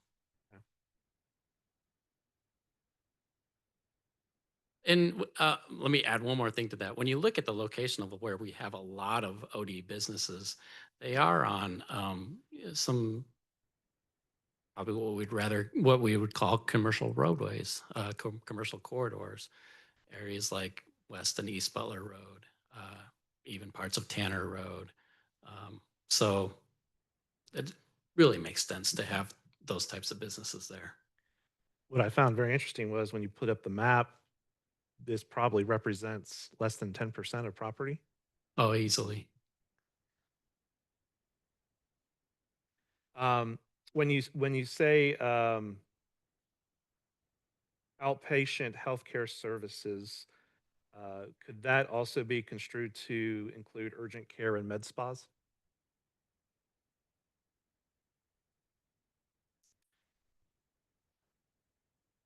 Bear with me. Let me pull up the description on that. Sure. I have it right here.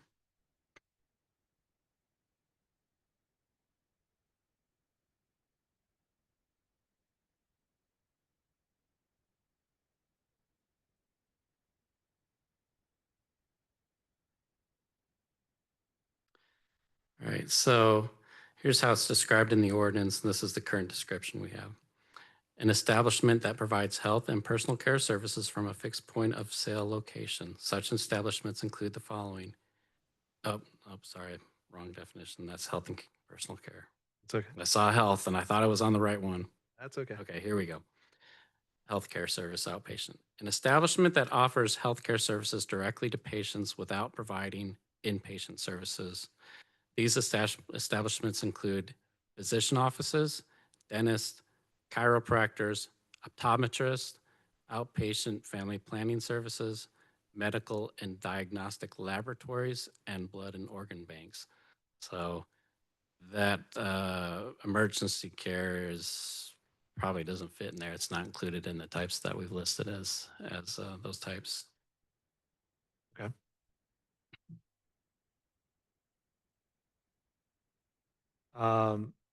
Something to consider with 7.2.3, where we define what indoor recreation instruction is.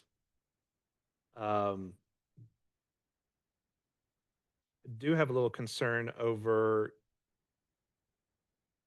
it could eventually be construed to mean arcades or party venue.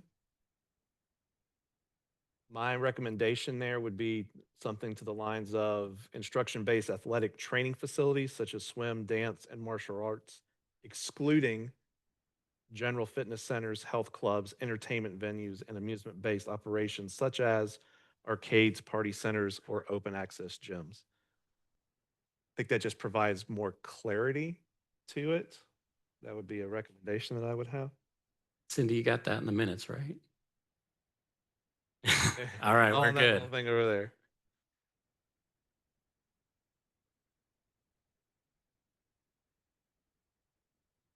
When I asked the question about the height allowance, the reason why I asked about that when it said 45, when I was looking at some other cities, most of them are capping out between 35 and 40. So I didn't know if there was a reason why we were at 45. You've already stated that that was already existence in the ordinance, so we're not doing that as a special favor or a special condition for the applicant. And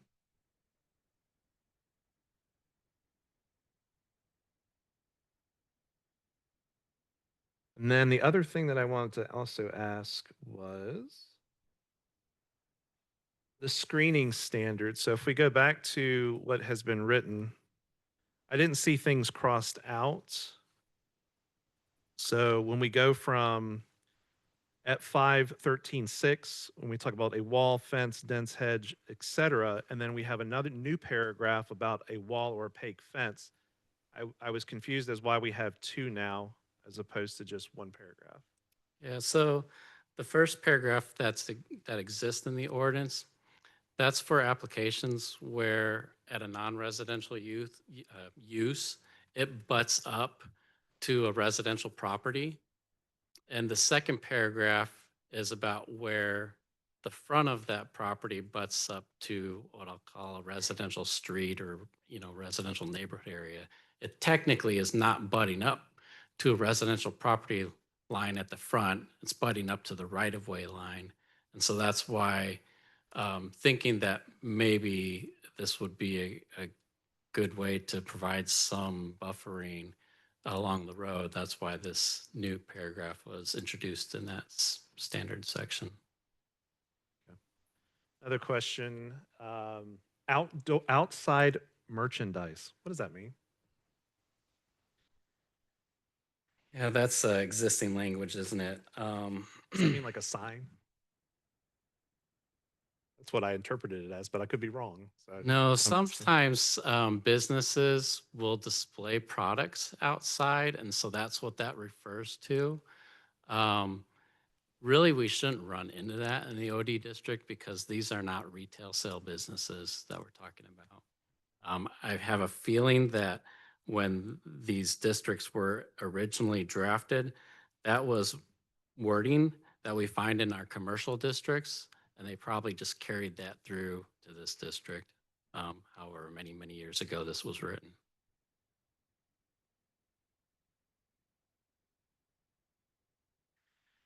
And then with the trade schools that you had mentioned in the doc,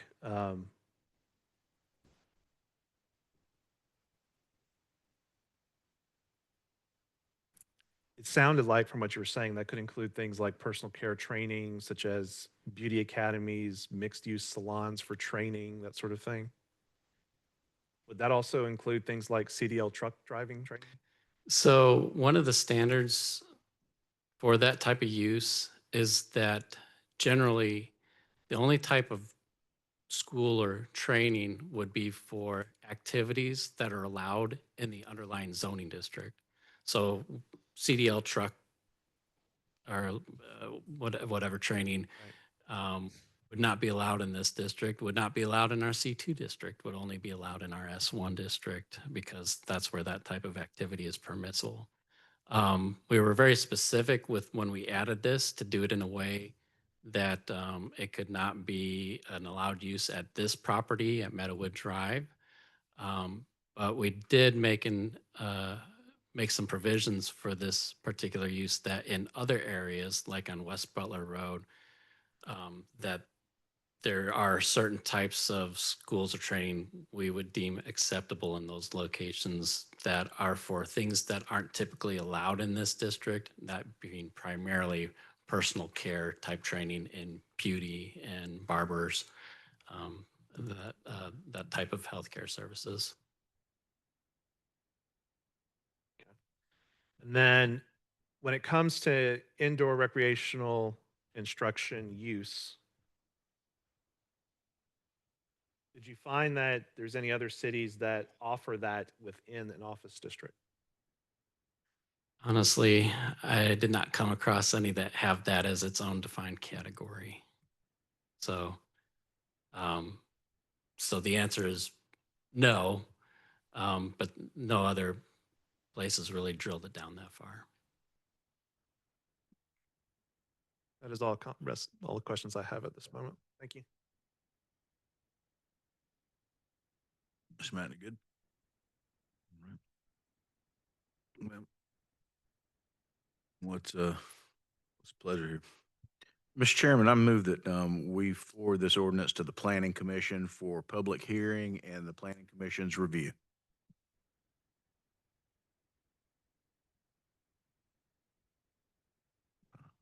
Second that. Any discussion? I'll reiterate,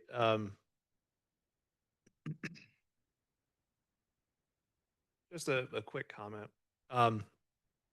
First off, thank you all so much for coming out tonight. I really appreciate it. We appreciate your feedback. Um, I'm reminded by a conversation I actually had earlier today at my place of business, because this is not my day job. And one of the things that the CEO of the company that I work for brought it to our attention was we kept coming to him saying, kind of poking holes into his plan. And he's like, "You're not coming to me with a solution." And so the thing that I think is very important here to understand is at some point, this property will most likely get developed. And it could be OD, it could be OD with these adjustments, it could be something else that we could decide later on. But eventually it could be developed. And so the question is, what solution can we provide? What is something that this community would be welcoming? So it's something just to consider. Because as the CEO put it to the rest of us who are on the leadership team, you're not coming to me with a solution, you're just coming to me with a problem. So that's what we need to do here, is continue to look at what is a potential solution for this property. But more so, and these are leads to the reasons why I'm asking the questions that I've been asking David, is when we come to things like this and we're talking about zoning in Mauldin, that is what we need to try and solve, is making sure that we don't have to have these meetings because they're zoned for the purpose that they're zoned for. And so when we get to that point, and that's part of the comprehensive planning, that's part of everything that we've been working toward, we'll get better at it. We won't be perfect. We definitely won't be perfect, but we'll get better at it. That's all I have to say. Thank you. Motion and second. All those in favor? Aye. Aye. All right, motion carries. Next new business, board and commission appointments. Thank you, Mr. Chairman and committee. In your packets, you have a report that shows that there are 3 seats on the Zoning Board of Appeals and 2 seats on the Planning Commission where the terms are expiring at the end of June. Each of those persons who occupy those seats have expressed their desire to be reappointed. And so you have that before you tonight if you would like to recommend to the City Council that they be reappointed, or if you would like to direct staff to seek out other applications. Any questions? Motions? I move we go ahead and forward it to full council. Second. Discussion, hearing none. All those in favor? Aye. Aye. Opposed? Motion carries. We're to our second public comment. Please remember, and I'm probably going to be a little bit more diligent on this to keep it to 3 minutes. Thank you. Okay. My name is John Rainey. I live at 103 Wood Green Drive. I'm listening to everything that was said today, and I'm looking at it from a different perspective. We need to be careful about making exceptions. Once you start it, you can't stop it. And today it's us, tomorrow it may be you. The whole thing about this swimming school and everything else, as a few years ago when the gentleman tried to put a shopping complex up there, first thing I hear out of everybody's mouth is, we're bringing something that's beneficial to the community. No, it's not. If we wanted a shopping center, we can drive to one. If we want to go swimming, we can drive to a swimming pool, whatever. You're not making this convenient to us. And 2, once you make the exception, does that mean that the zoning of that property is changed? And if you change the zoning of that property, does that mean that the person that owns the rest of that property can come in and ask for a zoning because you changed the zoning on that property? And if you do, you open up a can of worms that once you drop them out on the ground, I don't know if any of you gentlemen fish, but if you got those wiggle tails, they go in all different directions. You're gonna have a hard time trying to get them back in the can. And that's the problem I got with this whole thing. You know, we're here, we haven't seen any design, we haven't seen anything. And the thing I heard the last time was that they were going to start off with 5 instructors. 5 instructors, 30 minutes per person. Okay, you're talking about 5 times 2, which is 10. And they say they're going to operate 8 hours. Time 8, that's 80 cars going in and out of there. Our street can't handle 80 cars going in and out of there during an 8-hour period. We cannot. And they said there's a possibility, if I correct what David said, that they would expand to 10. Okay, if you go to 10, that's 10 times 2 times 8, that's 160 cars. That's too much traffic to turn in on us out there. And two, as the young lady stated earlier, who wants to sit on their front porch and have to fight with mosquitoes and everything else every night? This is not why she bought the house in this neighborhood. She bought the house out there because of the aesthetics that was already there. I don't understand why everyone wants to come and change everything. I mean, you knew what the zoning was before you purchased the property. Then why did you go purchase the property before you had the hearing? I don't, and now you want everything to be changed to be conducive to what you want. That's not the way the thing works.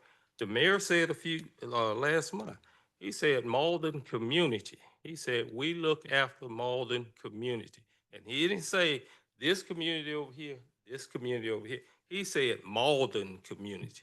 And I interpreted that as him saying everybody that lives in Mauldin community.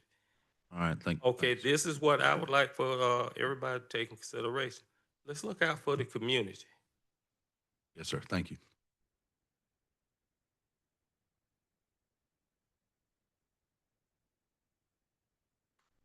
Hey, good evening. My name is Allison Yanover, and I live at 105 Meadowwood Drive. I just wanted to address Mr. Allgood's comment about coming together with a solution. I have not seen Mauldin's comprehensive plan. I don't know what it is. I know you guys are still working on it, and it comes and goes, and you guys have been in and out. But driving down Ridge Road, there's a sign on the side of the road. It says, as part of Greenville's plan to maintain some green spaces within the city, within the area, within the county, they had purchased that piece of land, and they plan to leave it as a green space for the community. And so I'm just proposing a solution for you. Could Mauldin consider purchasing that piece of property or other pieces of property in and around the city of Mauldin and leave them as green spaces and not for development? Thank you.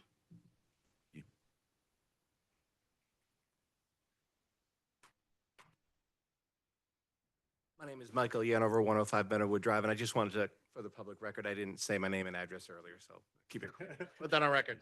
Thank you. Thank you for clearing that up.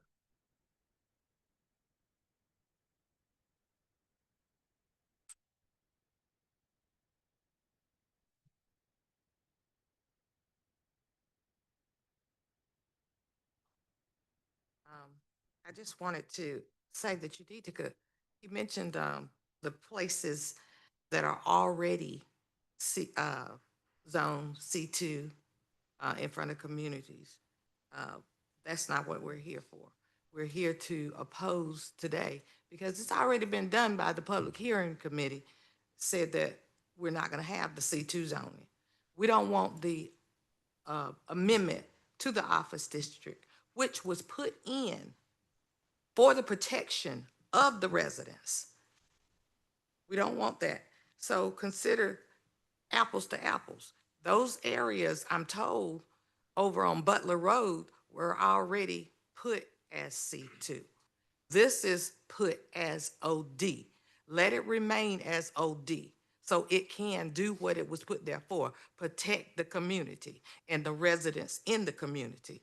Y'all are still trying to, it sounds like, go ahead and amend the office district when we needed to stay in place. We understand that there are going to be businesses maybe later on down the road, but right now it's not. It is the proposals of that actual business that we are also opposing.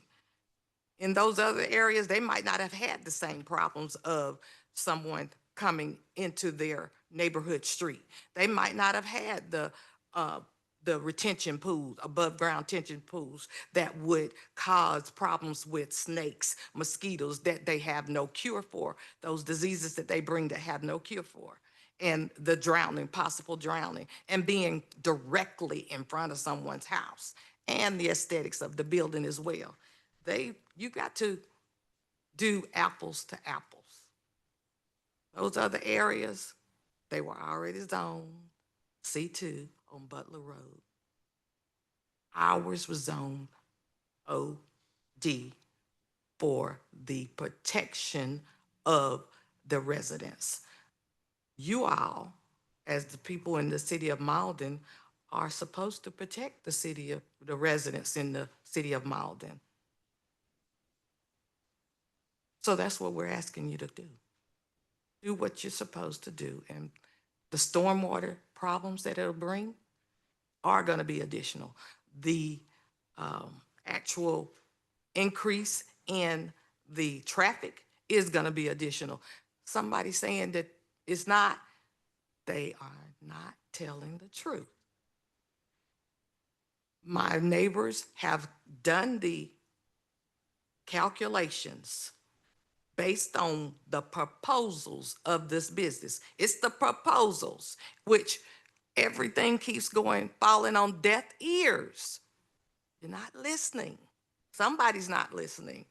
It's the proposals and the detriment that it would cause our community that's already suffering with stormwater drainage.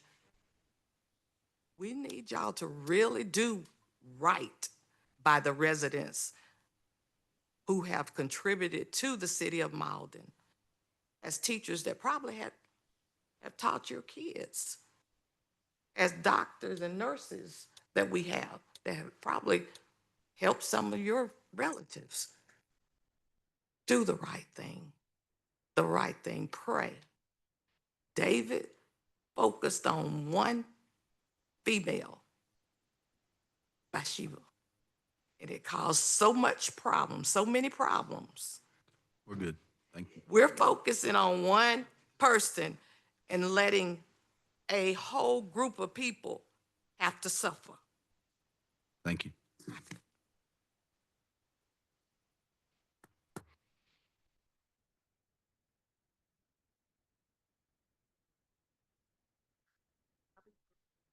The only solution I would ask for is if maybe you guys could work together, maybe research an area that would help her get the business that she wants. Maybe if Mauldin is a good area, if she likes Mauldin, that's good. I mean, there's nothing wrong with getting her wanting to have a swim school. But maybe that's an area that she didn't look at. Maybe the lady that sold her the property shouldn't have sold it to her, knowing that, I mean, maybe somebody could help her find what she needs somewhere else so that she can have it's not a matter of, oh, we don't want this, being childish about it. It's not fair for a business to just be put in our neighborhood. She can pack up and leave and go somewhere and not have to worry about what we're getting ready to face. It's not fair. I'm just hoping that y'all would think about what could be happening with us. Come right down through our neighborhood and just imagine how bad the traffic is. Come at certain times of the day and try and get out. Come and imagine where they're going to try to put an entrance. Look at where the entrance already is at the place. And just kind of see how accidents can kind of help. I know it may seem like there's a lot of negatives, but we're just being honest. These are the things that could happen. And I agree with my neighbor at 105 Meadowwood, Alice, green space. Whatever we can do, we need some green space. So, thank you. Thank you.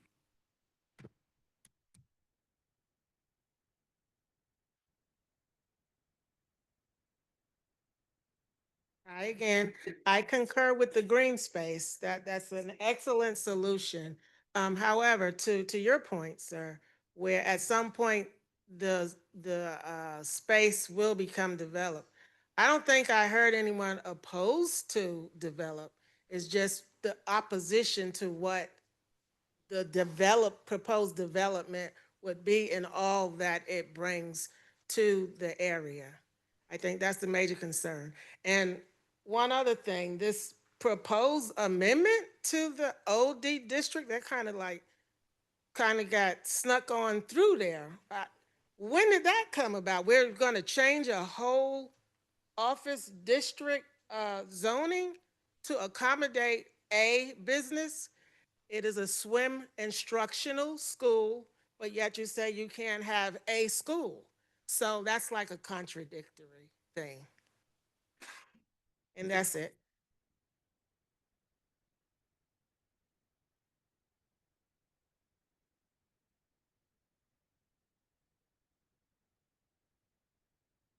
My name is Shirley Fields. I live at 104 Longfield in Meadowwood. They have talked so till they talked me up. I said, I wasn't going to say anything, but the chairman said that you come to me with your problems, but you don't come with a solution to the problem. The situation is, it's a housing development. It's a neighborhood. And it's an area there that has not been built upon. We want to keep it as a neighborhood and not bringing a business in and tucking it in there with us where it don't fit.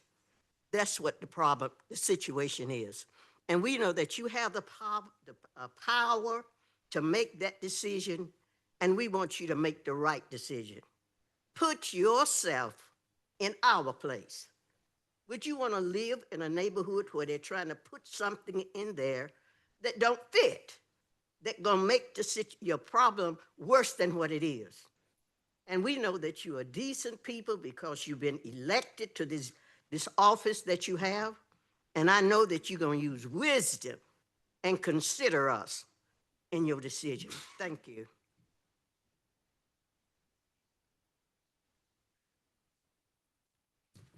All right. Moving on, committee concerns. None? What do I hear in adjournment? Moved. Second. Discussion, none. All those in favor? Aye. Aye. We are adjourned.